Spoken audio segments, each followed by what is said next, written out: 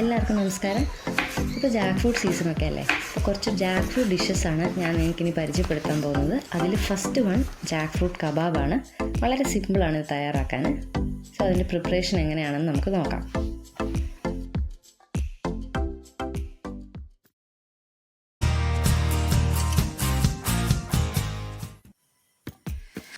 ഇപ്പോൾ Jack fruit കബാബിനായിട്ട് ഞാനൊരു ഇടിച്ചക്കയാണ് എടുത്തിരിക്കുന്നത്. വിളയാത്ത ചക്കയാണ് ഇടിച്ചക്ക എന്ന് പറയുന്നത്.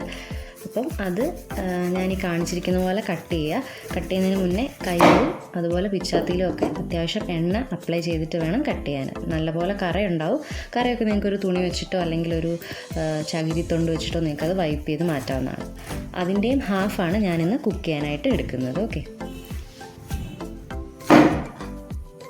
സോ നമ്മളങ്ങനെ രണ്ടായിട്ട് ചക്ക മുറിച്ചു. എന്നിട്ട് അതിൻ്റെ ഹാഫാണ് എടുത്തിരിക്കുന്നത്. സോ അതും ഞാൻ രണ്ടായിട്ട് മുറിക്കുകയാണ്. എന്നിട്ടാണ് ഞാൻ സ്കിന്ന് റിമൂവ് ചെയ്യുന്നത്. നിങ്ങളുടെ കൺവീനിയൻസ് പോലെ നിങ്ങൾക്കത് റിമൂവ് ചെയ്യാവുന്നതാണ്. ഔട്ടർ സ്കിന്നൊക്കെ നല്ലപോലെ റിമൂവ് ചെയ്തിട്ടുണ്ട്. അതുപോലെ തന്നെ അതിൻ്റെ ഒരു ഇന്നർ കോർ പോർഷൻ ഉണ്ട്, ഒരു സ്റ്റെമ്മ്, അതും കൂടി നിങ്ങൾക്ക് റിമൂവ് ചെയ്യാവുന്നതാണ്. വീണ്ടും ഞാനിതിനെ രണ്ടായിട്ട് കട്ട് ചെയ്യുകയാണ്. അതിനുശേഷം നിങ്ങൾക്ക് ചെറിയ ചെറിയ കഷ്ണങ്ങളാക്കി മുറിക്കാം.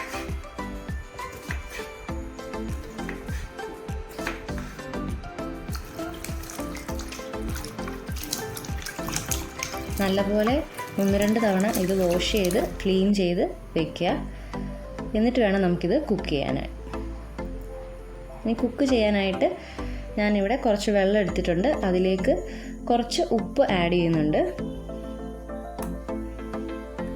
ഇനി ഈ അരിഞ്ഞു വെച്ചിരിക്കുന്ന ഇടിച്ചക്ക എല്ലാം ഇതിലേക്കിട്ട് ഒരു 3 മിനിറ്റ് കുക്ക് ചെയ്യാം. ഒരുപാട് നേരം കുക്ക് ചെയ്യരുത്. ഒരുപാട് നേരം കുക്ക് ചെയ്ത് കഴിഞ്ഞാൽ പിന്നെ ഇത് മൊത്തത്തിൽ ഉടഞ്ഞു പോകും. നമുക്ക് കുറച്ച് ഫേമായിട്ടാണ് ഇത് വേണ്ടത്.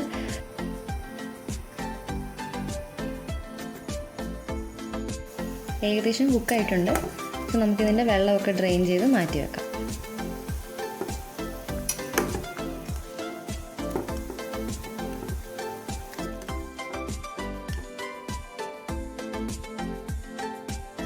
ഇനി നമുക്ക് ഇതിന് വേണ്ടിയിട്ടുള്ള കോട്ടിങ് തയ്യാറാക്കാം.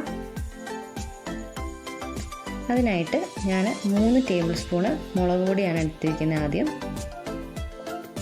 അതിലേക്ക് 1/4 ടീസ്പൂണ് മഞ്ഞൾപ്പൊടി, 1 ടീസ്പൂണ് ഗരം മസാല,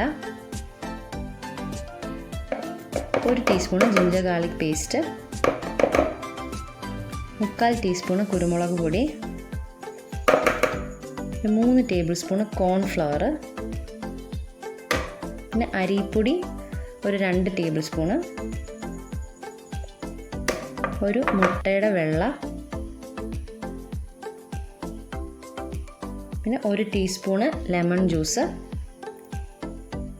ഞാൻ കുറച്ച് കസൂരി മേത്തി ഇടുന്നുണ്ട്, ഓപ്ഷണലാണ്. നിങ്ങൾക്ക് കറിവേപ്പില ഇട്ടാലും മതിയാവും. അത്യാവശ്യം വെള്ളം ഒഴിച്ച് നല്ലപോലെ ഒന്ന് മിക്സ് ചെയ്തെടുക്കുക.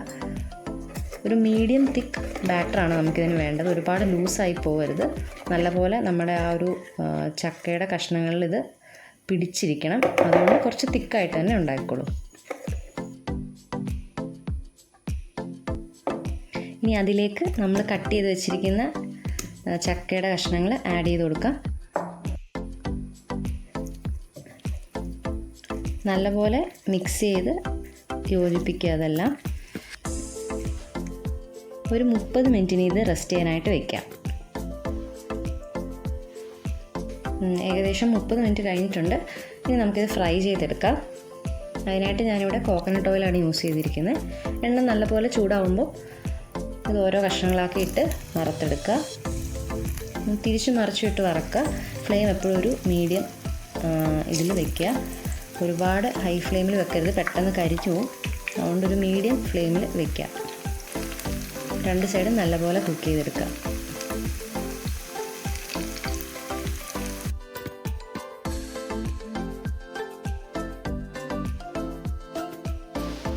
സോ ഏകദേശം ഫ്രൈ ആയിട്ടുണ്ട്.